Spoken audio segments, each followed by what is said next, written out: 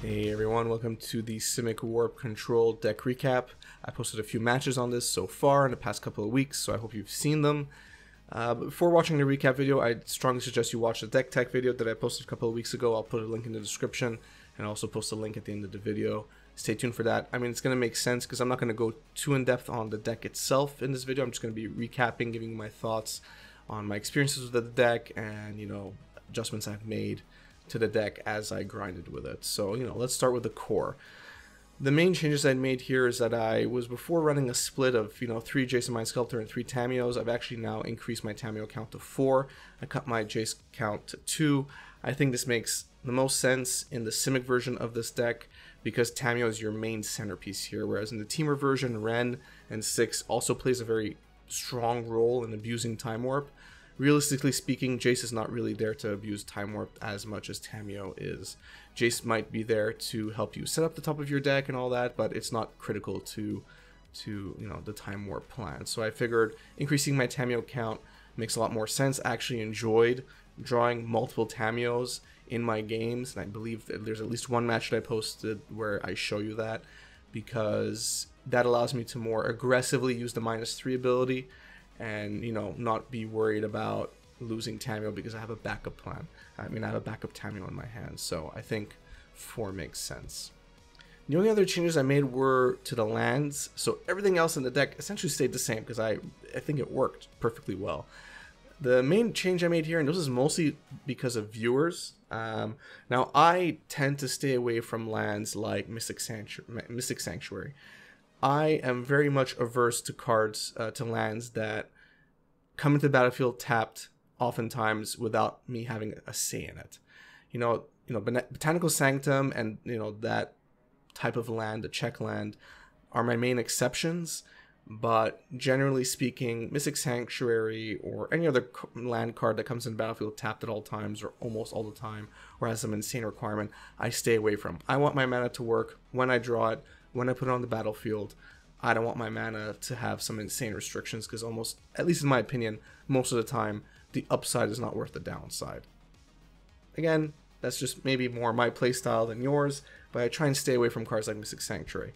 That being said, I wanted to give it a shot, so I put in 2 into the deck halfway through my matches, essentially. And what I did was I cut a forest, I cut an island, I put in Mystic Sanctuary instead, and I also changed my 2 Wooded Foothills to 2 Scalding Tarns, just so I could more consistently fetch for islands or cards that are or lands that have the island type. So those are the main changes that I made, and just to make 2 Mystic Sanctuaries work.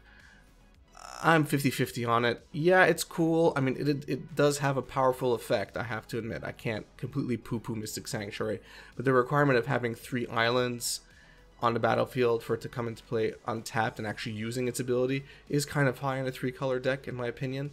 It kind of forces you to fetch weirdly sometimes, and it being your only land or your second land in an opening hand is kind of like a no-go. It's almost always going to be a mulligan, again, which is why I don't like playing the card that much.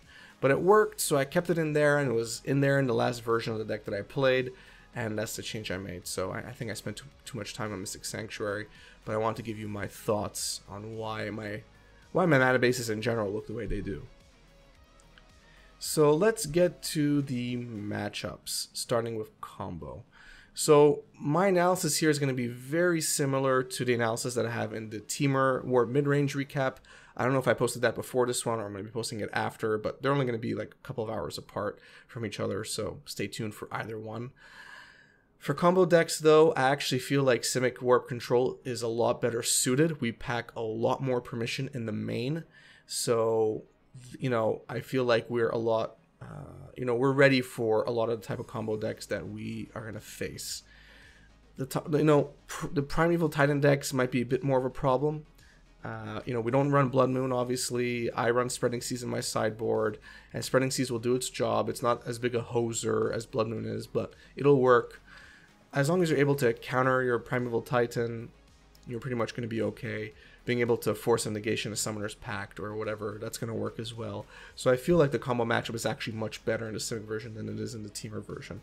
So just keep that in mind when you're playing. Now, what we gain in combo, we lose in aggro. So I feel like this is going to be a swap between Temur and Simic. So again, this might be a meta call, which version of this deck you want to play. I feel like we're a lot less suited for aggro decks, mostly because we don't have Lightning Bolt or just red removal in general. We're completely stuck in green and blue, which means a lot of our creature removal is, you know, temporary. Vapor Snag or anything that bounces, essentially.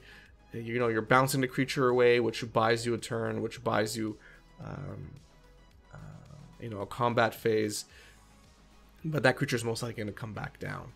So keep that in mind. Now, that being said, buying you an extra turn might be all you need, especially in a deck that abuses extra turns. So, you know, I don't see that as a massive downside. But, you know, decks that go wide quick might be a big issue for you.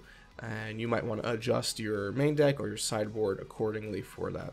I would lean heavier on the sideboard, get in some sweepers, and, you know, deal with those go wide decks accordingly.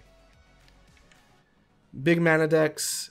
So this is going to be pretty similar to the Temur version of this deck. I actually think that we're slightly less suited to deal with big mana decks in a way. We do run more counters, which are important, because a lot of the big mana decks are running non-creature spells. A lot of our counters are non-creature spells. I mean, Force of Negation, for example, targets non-creature spells, so you could Force of Negation a Karn or whatever when you need to. So I feel that in many ways that's actually a bonus for us and a negative. Well, I say us. Both decks are the decks I'm playing. It's a bonus for Simic. It's a negative for Temur. But again, it's still going to be an uphill battle, in my opinion, when you're playing against big mana decks. I mean, I do run more Euros in this deck. You're still running Tarmogoyf. They still get pretty big. But, again, it's going to be a problem. You need to make sure... I mean, if they have the nuts draw and they're doing Tron turn 3 with Karn, and you can't deal with Karn, and then Yugen comes down the next turn later, I mean, very few decks can actually deal with that anyway. So I guess it's a moot point. Again, not your best matchup. Dredge. Oh, sorry. I slipped. I mean, not Magic. Very similar to Temur. Again, you do run more counter magic, so anything that they are casting, I know, a joke, but whatever they do end up casting, you can most likely counter. Again, I feel like this is going to be more of a sideboard game. You're going to have to pack a lot of Dredge hate if you're dealing in a Dredge heavy meta. Luckily, Dredge is not necessarily the strongest deck right now, you know, thank all the gods, but... you know, it does show up from time to time, and it's not necessarily something you want to deal with, but when it's there, your sideboard is going to be your best friend.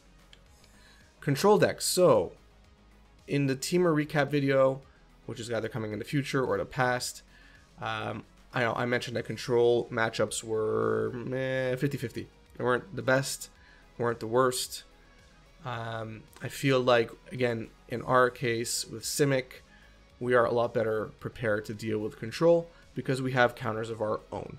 So we can deal a bit better with the type of permission and the type of pressure that the control decks are going to place on us. Again, not necessarily the type of deck I want to play, but this deck can hold its own against them. Ideally, you know, if you are in a super heavy control meta, I would say maybe pick another deck. But I think it could still work with what you have here in the Simic version of Time Warp Abuse. You know, you might just have to make some adjustments to your main board to deal with it. But I think the Simic deck is probably better suited than a Temur deck to deal with control. Last but not least, mid-range. Again, this is going to be a bit tough because mid-range generally tends to pack a lot of creatures. Your creatures can get pretty big. You have Tarmogoyf, you have Euro. The problem is more removal. So... if you're going to be vapor snagging, you know, an opposing Tarmogoyf or some other opposing creature, you just have to remind yourself that unless you have a counter to take care of it when it comes back, it's coming back. Now, again, we are abusing Time Warp, so sometimes a well-placed vapor snag is all you need to win the game, and I'm pretty sure I posted a matchup, at least one matchup, where a vapor snag, you know, won me the game. You know, I think I vapor snagged the Death Shadow, swung in next turn, you know, game over. So, you know, I can't completely poo-poo Blue's creature removal in quotation marks, but keep that in mind anytime you're playing a deck that's going to have a lot of creatures or few big creatures. And that's essentially it. So I think I enjoyed playing the Simic version of Time Warp Abuse, so Simic Warp Control, a little more than the Teamer version, which is kind of crazy because the Teamer version has Wrenn 6. When you ultimate Wrenn 6, it's kind of a joke with the Time Warps because you could just keep casting them by discarding lands. It's really hilarious. So the Teamer version is really fun, but so is the Simic version. So if you are thinking about giving these decks a try, whether it's the Simic version or a Teamer version, it's not actually that hard to build either one if you're building one of them. If you're building one, you could probably build the other. It's not that far-fetched, especially if you're building the Teamer version, because you're more or less cutting cards to build the Simic version. So I would try both, most definitely.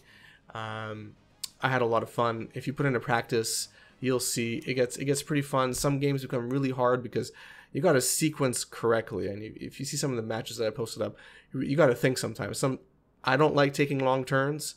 I do like taking extra turns, but I don't like taking long turns. But there were some games where I took extra long on a turn, and I apologize to my opponent because there's just too much to think about, and my brain can't process it all quickly.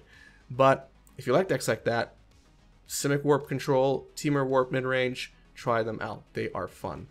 If you enjoyed this video, please give it a thumbs up. If you enjoy my content in general, please subscribe, hit the notification bell. Follow me on Twitter. I'm relatively active. I enjoy all of your comments, whether it's here or there. You know, it really helps me out when you do these things, when you subscribe, when you follow. You know, it helps all the little algorithms out there that control basically who sees my content.